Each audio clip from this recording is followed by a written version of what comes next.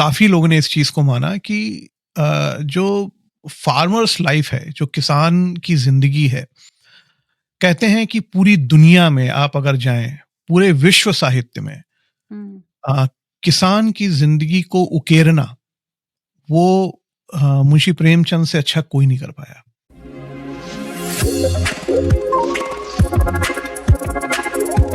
दोस्तों, आज का जो एपिसोड है ये मैं हमेशा बोलता हूँ कि आज का एपिसोड बहुत ख़ास है, आज का एपिसोड बहुत ख़ास है, कुछ अलग है। लेकिन आज जो हम लोग करने वाले हैं वो हमने अभी तक इस सीरीज़ में नहीं किया हुआ है। आज हम मुंशी प्रेमचंद्र की जो शॉर्ट स्टोरी है, पूस की रात, उसका अपने हिसाब से विश्लेषण करेंगे और ये जानने की कोशिश करेंगे कि मुंशी प्रेमचंद कितने लेयर्स से अपने पात्रों की गहराई में उतरते थे और हम उनको किस तरीके से समझे हैं और किस तरीके से हमने उनको समझने की कोशिश करी है। तो वो एक छोटी सी चर्चा हम करेंगे। हमेशा की तरह हमारे साथ हैं हमारी को होस्ट सुनैना काशरू। सुनैना, बहुत बहुत स्वागत है आपका।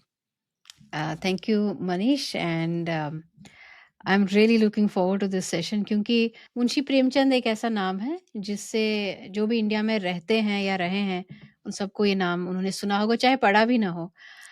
लेकिन ये नाम ज़रूर सुना है। और क्यों रेलेवेंट है, क्यों उनकी कहानियाँ आज भी मायने रखती हैं, और ये नाम उनके इतने सालों के जाने के बाद भी आज भी ज़िंदा क्यों है, उसकी एक छोटी-सी झलक शायद आज आज हम इस कहानी और इस विश्लेषण के द्वारा हमें थोड़ा समझ आ जाए कि अ, कभी-कभी सरल लिखना और सरल बात कहना कितना कठिन है, उसमें ही मास्टरी है। जी। और मैं बहुत रिलेट करता हूँ मुंशी प्रेमचंद को खुद से, क्योंकि अम, उनकी जो पहली उन्होंने अपने काम की शुरुआत मेरे शहर से करी थी, कानपुर से। तो हुँ, ज़माना प्रेस होता था और उससे उनकी पहली कहानी का जो संग्रह था, सोज़े वतन, हुँ, वो आई थिंक मैं यहाँ पे देख रहा हूँ 1909 1909 1909 में वो संग्रह उनका जो था वो प्रकाशित हुआ। और काफ़ी समय उन्होंने अपना जो उनका उनका वैसे तो नाम था धनपत राय श्रीवास्तव, लेकिन वो शायद सरनेम नहीं लिखते थे। और नवाब राय से उन्होंने बहुत समय उन्होंने काम किया और बाद में उन्होंने ये पेन नेम प्रेमचंद एक्वायर किया। उर्दू में भी बहुत काम किया हुआ है और उनका बहुत सारा लेखन एक्चुअली उर्दू में ही उपलब्ध है। क्या अम, वो फ़ारसी भी शायद मुझे लगता है कि शायद फारसी, मेरे ख्याल जान से उस समय का जो ज़माना था, हाँ, लगभग सभी को उस हाँ, हाँ। क्षेत्र में, उत्तर भारत के, मध्य भारत,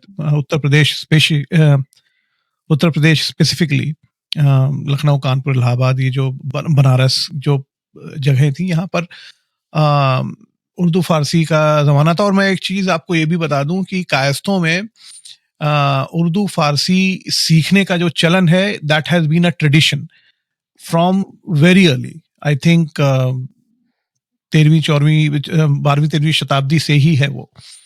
तो आई थिंक जैसे हमारे यहाँ दैट आल्सो कनेक्ट्स विद कि कश्मीर में सिमिलर कश्मीर में, है ना ये यस, कहानी। और आई थिंक कश्मीर में जो मैंने समझा है कि one of the main reasons लोग एक तो कुछ लोगों को लगाव था, शायरी से जुड़े थे तो वो सीखते थे, लेकिन this used to get them joy. जैसे आज मैं और आप इंग्लिश पढ़ते हैं, सीखते हैं ताकि हमारी अपॉर्चुनिटीज टू वर्क बढ़ जाएं।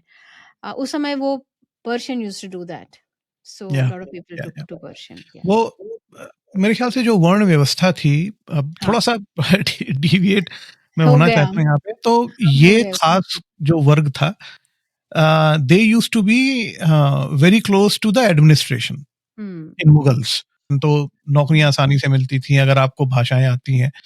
तो दैट वाज़ देयर। तो ये एक अलग ही टॉपिक है डिस्कस करने का। लेकिन अम, अब इसमें क्या है कि मुंशी प्रेमचंद के वैसे तो उपन्यास बहुत ही प्रसिद्ध हैं हुँ, और मेरे ख्याल से जो हिंदी साहित्य में गद्य लेखन में जो सबसे बड़ा हस्ताक्षर अगर कहा जाए उपन्यास में, कहानियों में, तो वो मेरे हिसाब से मुंशी प्रेमचंद ही होंगे, हुँ। जिसको जो आधुनिक हिंदी साहित्य है उसमें। अगर मैं गलत हूँ तो आप कमेंट में बताइए और बताइए कि आप क्या समझते हैं कि कौन आपके हिसाब से सबसे बड़ा हस्ताक्षर है, लेकिन मुझे लगता है कि मुंशी प्रेमचंद हिंदी साहित्य के गद्य में मेरे ख्याल से he is the biggest name. हुँ। अब बात करते हैं इनकी जो कहानी है जिसके बारे में हम चर्चा करने वाले हैं, हाँ। पूस की रात। हुँ। आपने कहानी पढ़ी सुनैना? हाँ, हाँ, मैंने पढ़ी और काफ़ी इंटरेस्टिंग भी लगी क्योंकि जो इससे पहले ये कहानी आपने जब मुझे सजेस्ट की तो मैंने इस कहानी के बारे में पहले मुझे आई हैड नो आइडिया कि ऐसी कोई शॉर्ट स्टोरी है उनकी पूस की रात। और फिर क्योंकि अभी तक मैं मुंशी प्रेमचंद की और भी जो बड़ी जानी-मानी कहानियाँ हैं जैसे गोदान उपन्यास है। है। हाँ, गोदान है, वो है और आई थिंक 2 बैलों की कथा ऐसा कुछ है। मुझे वो कहानियों के नाम पता है, मैंने अभी तक वो भी पढ़े नहीं हैं। I think probably next time we should do that but uh, at least मुझे उनके नाम पता थे और वो पॉपुलर हैं ये पता थे। पूस की रात आपने सजेस्ट किया तो मैंने पहली बार पढ़ी और मुझे I think will talk a little bit more about कि what did I find but very interesting, very gripping और जो शॉर्ट स्टोरी में बहुत कुछ कह पाना, उसमें सबसे बड़ी बात तो यही है कि आपको बहुत बड़ा कैनवास दिया, तो आप बहुत कुछ कह सकते हो। लेकिन वही बात संक्षिप्त में, कम शब्दों में अ, और सारी परतें उसमें ही खोल देना, उसको एक पूरा आर्क कैरेक्टर्स को देना, ये एक बहुत बड़ी मास्टरी है और इसमें वो झलकता है, पता चलता है कि मुंशी प्रेमचंद क्यों हैं। पूस की रात मैंने पढ़ी थी शायद 8वीं में या 9वीं में। हमारे कोर्स में थी, एनसीईआरटी की किताब में थी, तो उस वजह से मुझे ये कहानी अ, कुछ कहानियाँ हैं जो जैसे महादेवी वर्मा की एक कहानी थी गिल्लू, जो एक हुँ, गिलहरी हुँ, के ऊपर है। पूस हुँ, की रात अ, मुंशी प्रेमचंद की हमारे कोर्स में थी, एनसीईआरटी, तो इसलिए मुझे वो ज़हन में रही हमेशा। एक कहानी इनकी और थी,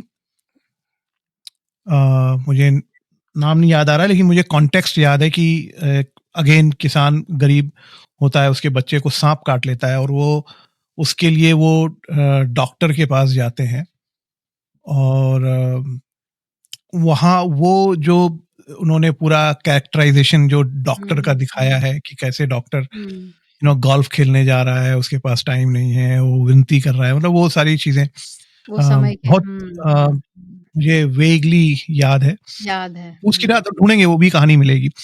पूस की रात में जो बात करते हैं उनकी लेखन की, तो इसमें सबसे पहले तो आते हैं कि उनका जो पात्रों का विश्लेषण है, राइट? इसमें हुँ, 3 हुँ, अ, मुख्य पात्र हैं। अ, हल्कू, जो एक हुँ, किसान है, उसकी पत्नी मुन्नी और उसका हुँ, कुत्ता जबरा। ये हुँ, 3 पात्र हैं इस पूरी कहानी में।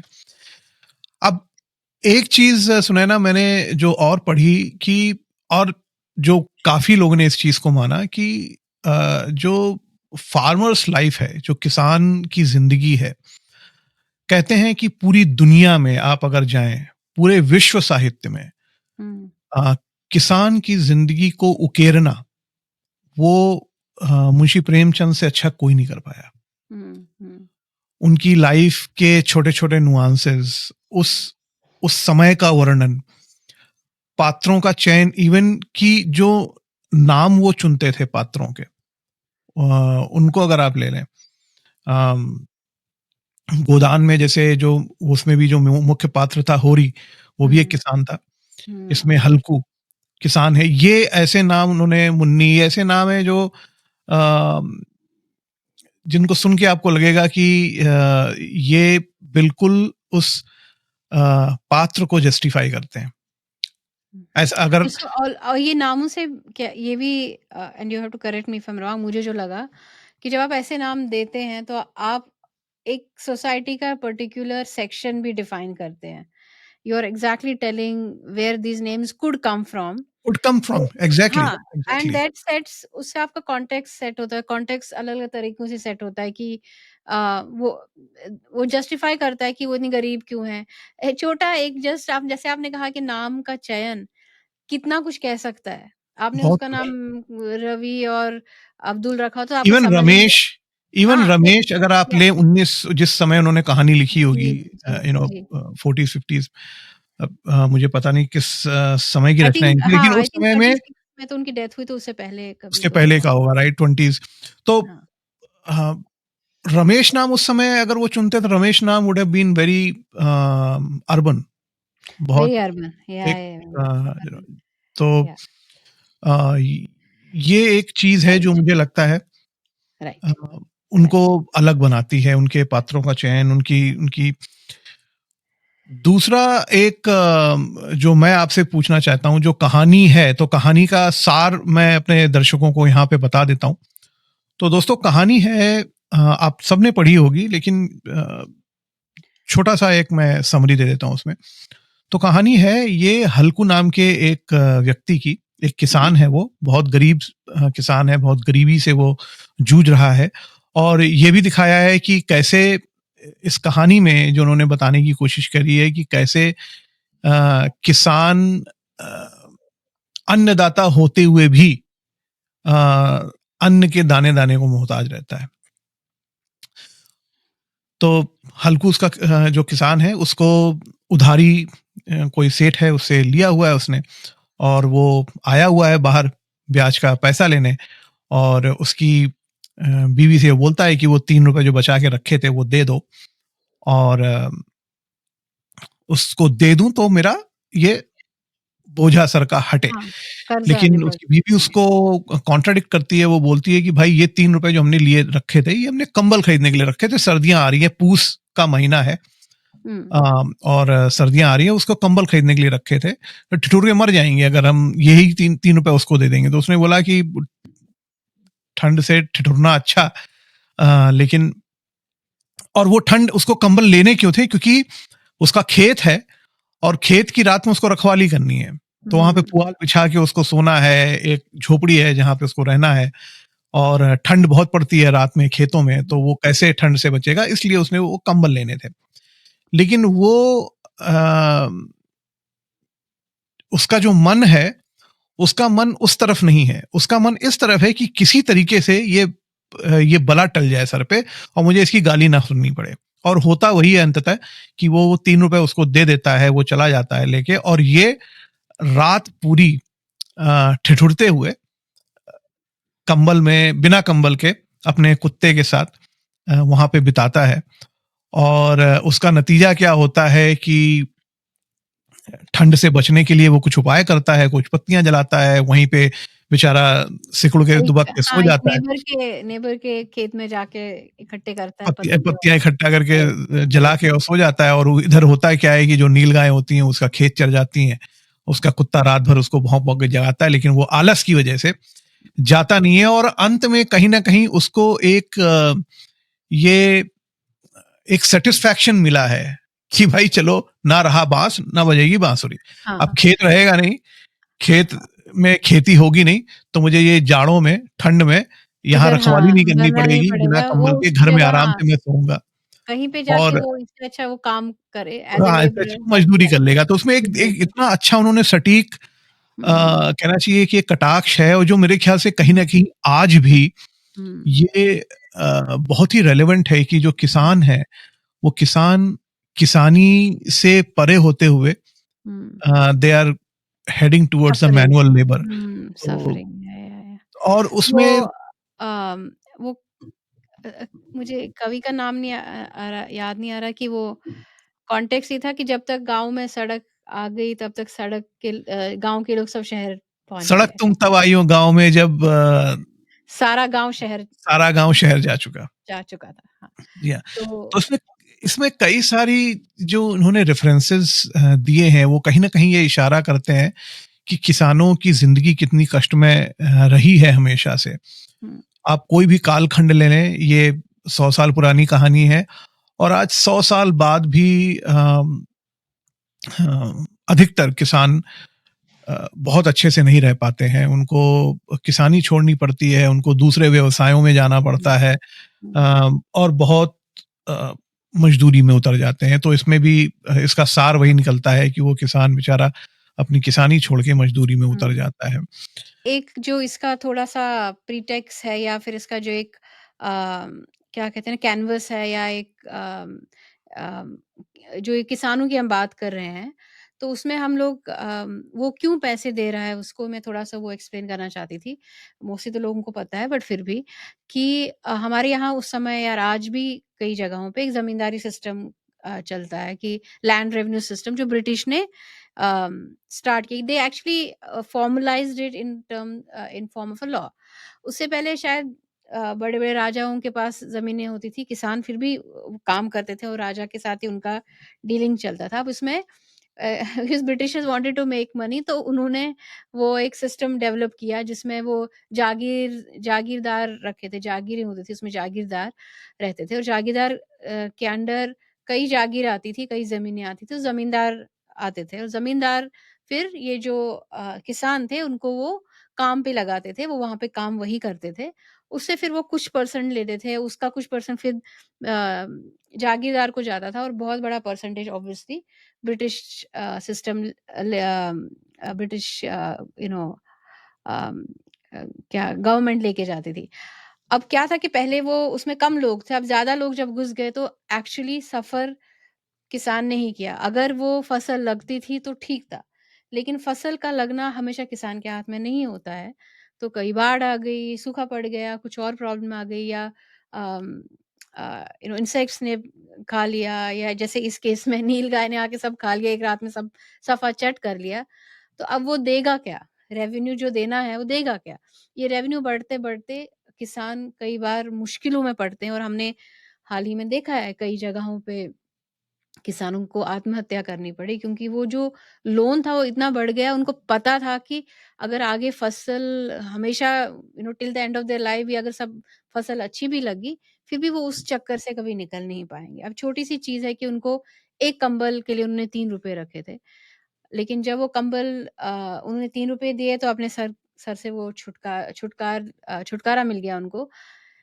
That also shows that he was somebody with lot of pride and lot of good values कि किसी का पैसा नहीं रखना है। लेकिन at the same time you are a human being after all right? तो नेचर के जो एलिमेंट्स हैं, ठंडी लगी तो आपको गर्मी का जो पहला एहसास हुआ then you got comfortable and maybe एक वो जो रियलाइजेशन होती है कि यार मैं कुछ भी कर लूँ, आज ये है, कल कुछ और प्रॉब्लम है, तो at this moment let me just enjoy this warmth. ठीक है, खेत खराब हो गया तो देयर आर अदर अल्टरनेटिव्स। आपने इट बिल्कुल इज़ सही बोला, बिल्कुल हाँ, सही इट बोला। इज़ उसमें जो आपने एक पॉइंट बोला कि जो वैल्यू हल्कू में हुँ, इन्होंने ड्रॉ करी है वो इमेज, प्रेमचंद ने उसमें एक डायलॉग है यहाँ पे मैं पढ़ रहा था कि हाँ, हल्कू ने मन ही मन सोचा सहना नहीं मानेगा। सहना जो है जो व्यक्ति हाँ, वो लेने दूध आया है लेने जो। आया है, हुँ। सहना मानेगा नहीं, घुड़कियां जमावेगा, गालियां देगा। बला से हुँ, जाड़ों में मरेंगे, बला तो हुँ, सिर से टल जाएगी। चल जाएगी।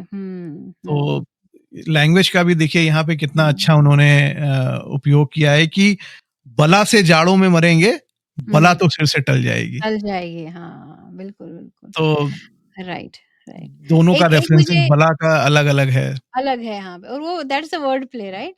या दैट्स द वर्ड प्ले। मुझे एक बड़ा जो इंटरेस्टिंग इस कहानी में लगा, वो रिलेशनशिप जो हल्कू और उसके कुत्ते जबरा का था। जी, बिल्कुल। कि इतनी कमी है, इतनी it's like hand to mouth वो भी शायद पूरा नहीं हो रहा है, उसमें भी कुत्ता उनके साथ है, लॉयल है, लेकिन उस उनका प्यार कितना है कुत्ते पर देखिए and the way there is lot of respect it's lot of love I should say rather कि इसमें भी उनके पास देने के लिए इतना सारा प्यार है। तो क्योंकि वो एक उसमें एक पोर्शन है जहाँ वो हल्कू ने हाथ निकाल कर जबरा की ठंडी पीठ सहलाते हुए कहा, "कल से मत आना मेरे साथ नहीं तो ठंडे हो जाओगे, यानी मर जाओगे।" तो वो मुझे इंटरेस्टिंग किस लिए लगा 2 things, one is that he cares about this dog, ये उसका बहुत बड़ा शायद साथी है कई सालों से।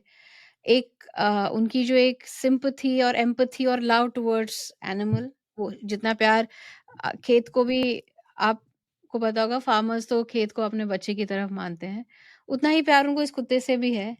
और ये भी वो जानते हैं कि अगर ये यहाँ पड़ा रहा तो ये शायद मर जाएगा, तो he is also wanting this dog not to die of cold. So many things are being revealed in just this this relationship also. कुछ-कुछ चीज़ें उन्होंने जो इसमें बताई हैं, है तो बहुत सिंपल। जैसे कि हुँ, आपने बोला हुँ, इंसान और कुत्ते का रिलेशन। मेरा फरी फ्रेंड भी यहीं पे है, यहीं सामने बैठा है। तो कहीं भी मैं जाता हूँ पीछे, पीछे, पीछे, और वो मेरे ख़्याल से सब लोग जो भी पेट ओनर्स हैं सबको पता होगा कि कुत्ता आपका साथ नहीं छोड़ता। आप कहीं भी जाएँगे साए की तरह आपके पीछे लगा रहता है। और वहीं पे सेम चीज़ यहाँ पे जो हल्कू का कुत्ता है जबरा, वो भी वही कर रहा है। हुँ, उसको घर पे अ, आराम की जो एक बिना सर्दी की जो जगह है जहाँ पे वो थोड़ी गर्मी से जो सर्दी से थोड़ी राहत वहाँ पे मिल सकती है, वहाँ रुका नहीं। वो मालिक के पीछे-पीछे ठंड में सिकुड़ता हुँ, हुआ गया, और जिस तरीके से उन्होंने वर्णन किया है उसका कि अपना मुँह को पेट में दबा के और कूँ-कूँ हुँ, कर रहा है, तो हुँ, एक हुँ, जो उन्होंने पिक्चर खींची है कि हुँ। वि काफ़ी कैसे, विविड डिस्क्रिप्शन है उसका, हाँ, हाँ। बहुत ही विविड डिस्क्रिप्शन है कि ठंड लगती है तो क्या होता है।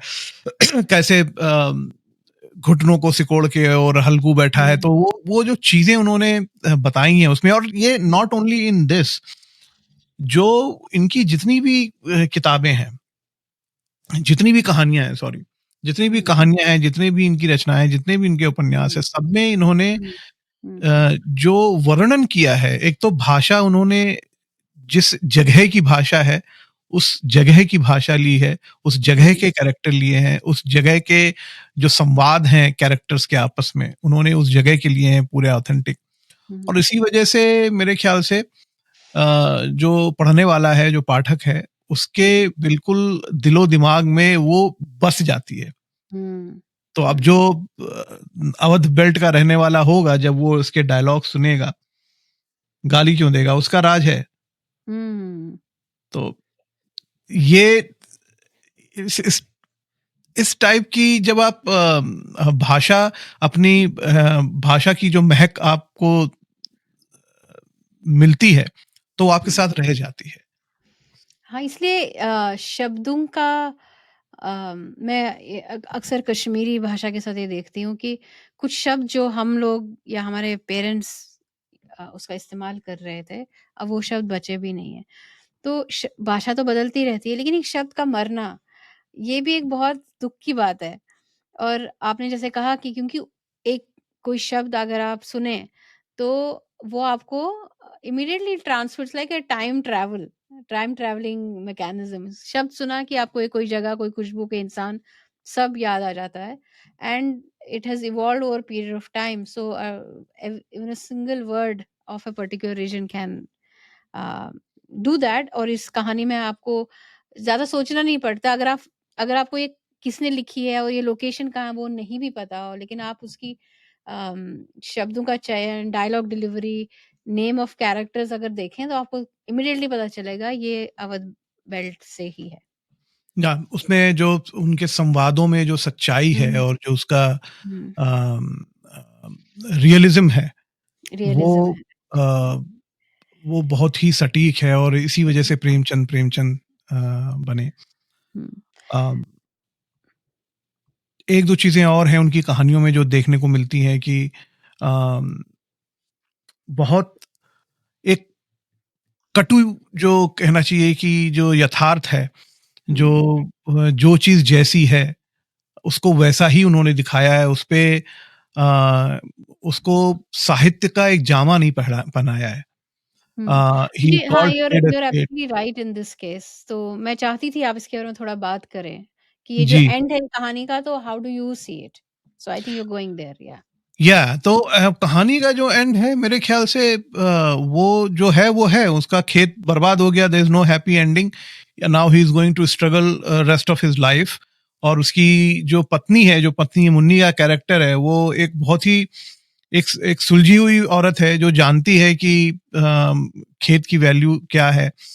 लेकिन वो एक चीज़ और यहाँ पे देखना चाहिए, जो मानसिकता है हल्कू की, वो ये तो जानता है कि उसमें एक डायलॉग है, वो बोलता है, संवाद जो है वो ये बोलता है कि अ, अन्नदाता हम हैं, मतलब अन्न हम उपजाते हैं, लेकिन उसका उसका मजे कोई और लूटता है।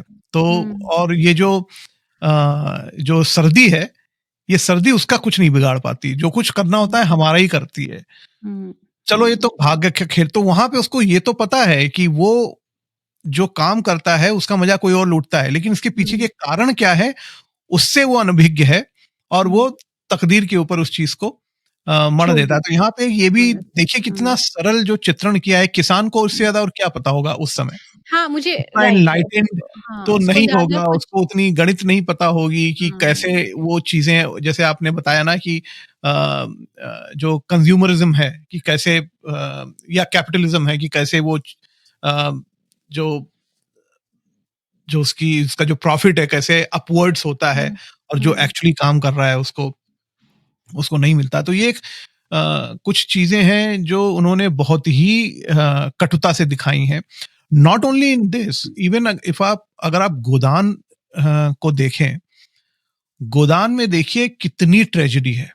हुँ, उसमें कहीं पे भी ऐसा नहीं लगा कि ये कुछ अच्छा होने वाला है। वो बेचारा जो किसान होता है होरी, वो पूरी ज़िंदगी उसमें ये बीत जाती है इस जद्दोजहद में कि वो एक गाय को ओन कर सके, और उस चक्कर में उसको कितने पापड़ बेलने पड़ते हैं, और अंत में बेचारा वो खुद अ, खत्म हो जाता है उस जद्दोजहद में।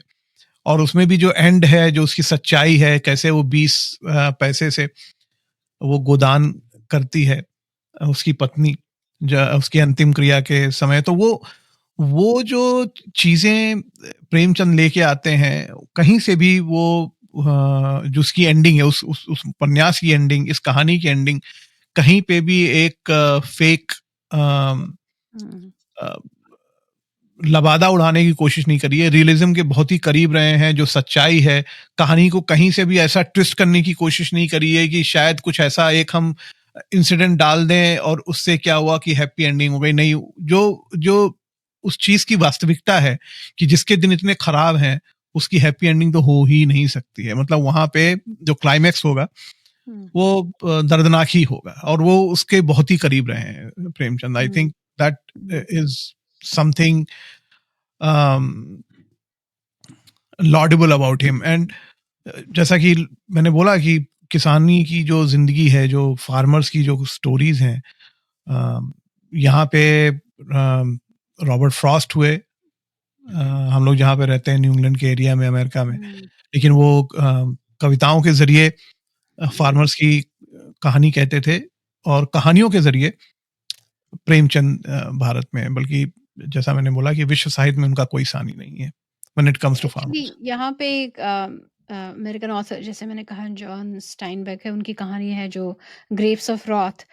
वो एक्चुअली उसकी काफ़ी पैरेलल्स हैं इस कहानी से कि वहाँ पर भी वो एक टेनेंट फार्मर्स जिसको कहते हैं, they driven off by from their land, और उसके बाद वो ग्रीड से जो ग्रीड टेक्स ओवर उनको, वो अलग जगहों पे जाते हैं, they are struggling to find work and food, और उसमें उनको क्या-क्या करना पड़ता है। तो जॉन स्टाइनबर्ग की ये जो कहानी है ग्रेप्स ऑफ रॉथ, तो अगर मैं यही कहूँगी कि अगर आप में से किसी ने पूस की रात पढ़ी है तो वो आप कोशिश कीजिए ग्रेप्स ऑफ रॉथ भी पढ़ने की, और आपको पैरेलल समझ आएँगे और थोड़ा-सा सिस्टम कितना सिमिलर था या कितना डिफरेंट था, जो व्यवस्था थी वो कितनी सिमिलर या डिफरेंट थी आपको समझ आएगी।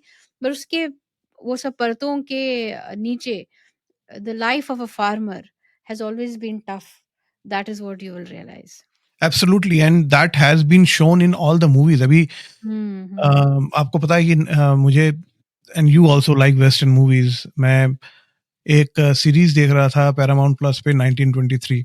हुँ, हुँ, 1923 एक डटन फैमिली की कहानी है, जो हुँ, किसान है पेशे से, हुँ, हुँ, हुँ। येलोस्टोन में। अच्छा। और एंड ऑब्वियसली वो 1923 ईयर की कहानी है। तो उसमें भी दिखाया है कि उनको कितनी जद्दोजहद से गुजरना पड़ता है सिर्फ अपनी जमीन और अपनी किसानी को बचाने के लिए। हुँ, All they wanted to do, they wanted to live their life as farmers, as ranchers, as cowboys, you know.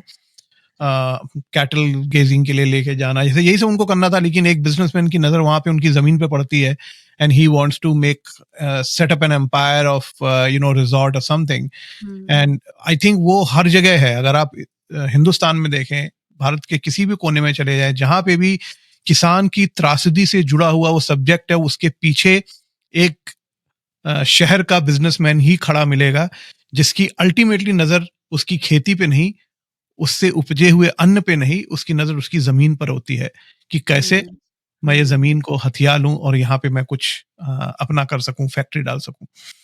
तो इससे पहले कि हम इस आज के पॉडकास्ट का अंत हो, मैं एक मूवी का रेफ़रेंस ज़रूर देना चाहूँगी।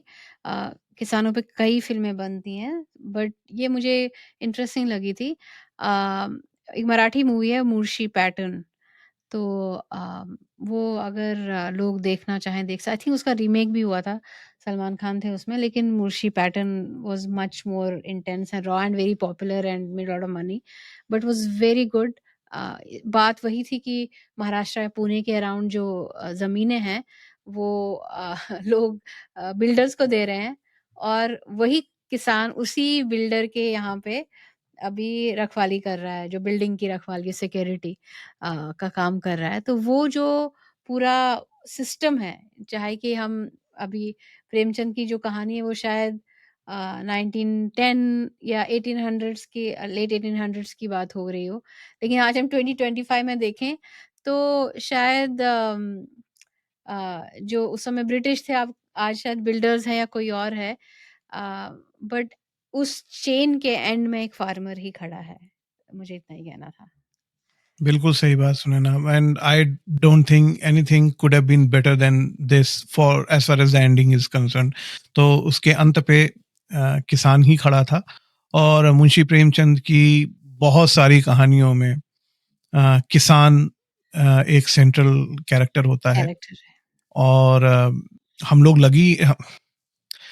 लोग ये इतने भाग्यशाली हैं कि हमारे साहित्य में ऐसे पुरोधा आए हैं, जिन्होंने हमको इन कहानियों से रूबरू कराया है, जो आज भी हम 100 साल बाद इन कहानियों की बात कर रहे हैं। जो उन्होंने अपने पात्रों का चित्रण किया, उनके कैरेक्टर से, उनके जो छोटे-छोटे नुआंसेस थे, उनसे आज भी हम रिलेट कर हुँ, पा रहे हैं और हुँ। उनको एन्जॉय कर पा रहे हैं, उनके बारे में हम बात यहाँ पर कर पा रहे हैं।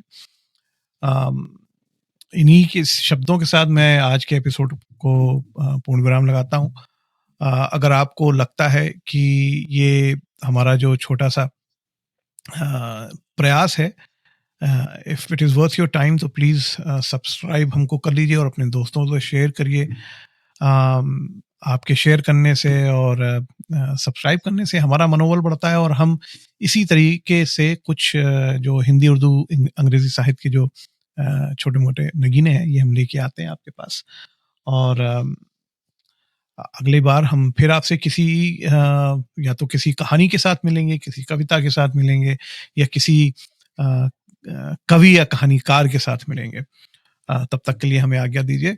नमस्कार। नमस्कार।